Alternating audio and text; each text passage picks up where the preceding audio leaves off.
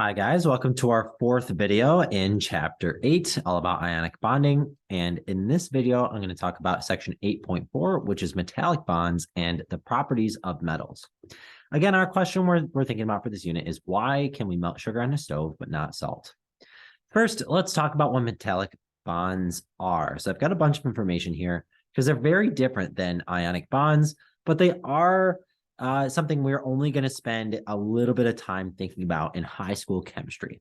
So metals, we must remember, of course, want to lose electrons. So when we're talking about a metallic bond, a bond between two metals, there is, of course, no transfer of electrons because there's no element that's willing to take on those electrons.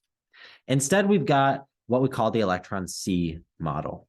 So this model, definitely write this down. It's highlighted, so it's a vocab word. You should be writing it down. But this is the idea that metal atoms in a metallic solid all contribute their electrons to some quote unquote C of electrons. And down here, I also have defined metallic bonding as a pattern of bonding where you have a lattice of, or remember, lattice meaning a pattern. And you can see down here, my lattice is all these positive charges here. So you have a bunch of positive ions surrounded by a mobile C of valence electrons. So if I look at this image down here, you can see that I have my big positive nuclei of my metal ions, and they're large because they're relative to electrons, so they're much bigger. And then I have these delocalized electrons able to move wherever they want to go throughout this substance. And that is, of course, because our metals, as they have very low ionization energies and very low electronegativities, don't really want to hold on to these electrons very strongly, so the electrons are able to freely move around.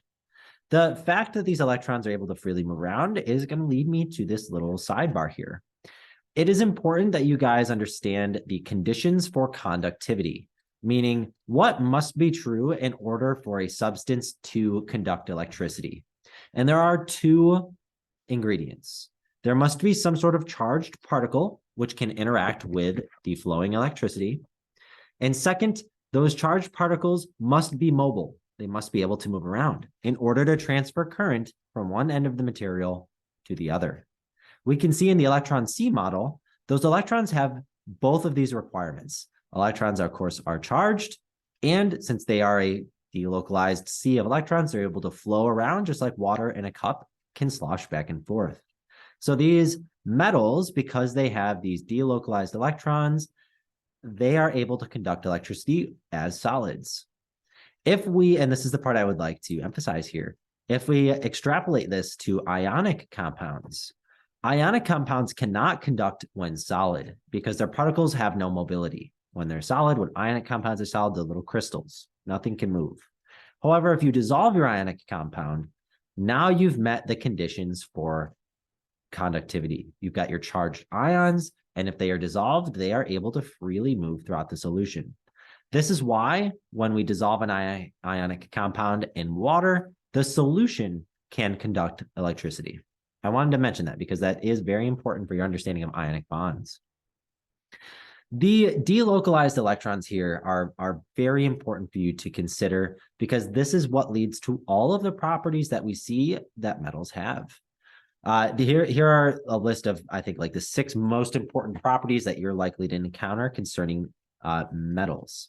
They have variable melting points, right? We have mercury, which is a liquid at room temperature. We have tungsten, which has one of the highest melting points that we know of, and they're both transition metals. So melting points can vary. Generally, they're higher than nonmetals, but not really that identifying yet.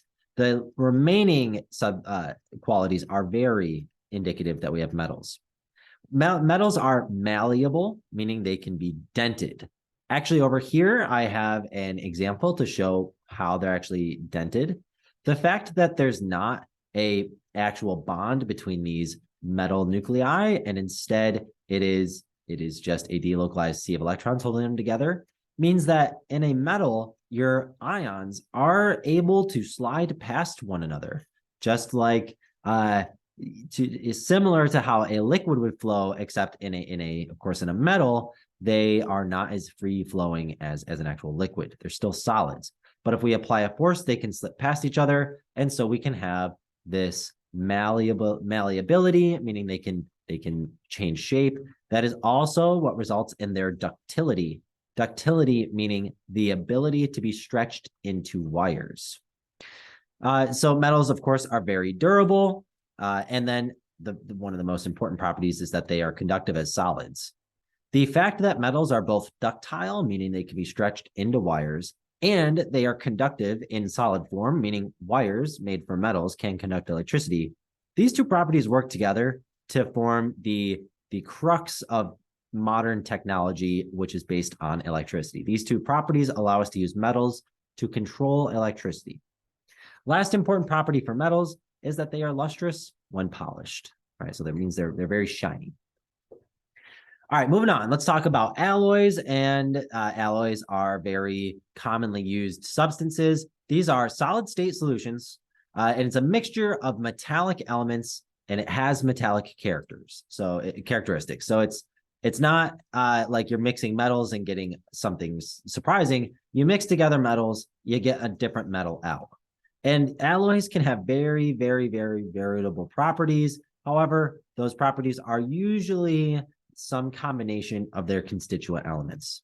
And here I just have some very common alloys that you might see and what is their actual constituents. If we look at, for example, stainless steel, you guys can see stainless steel has about 80% iron. It's got about 20%, well, we'll say it's like 75% iron, like 15% chromium, and then it's like 10% nickel. So it's got all kinds of different elements here.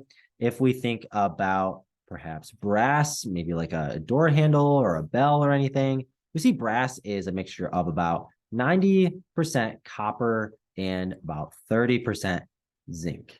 So we do have, there's a bunch of different elements or different alloys here. And the important thing to know is that an alloy is just a mixture of different metals. All right, guys, that's it for this video. I will see you in the next one. Thanks for listening.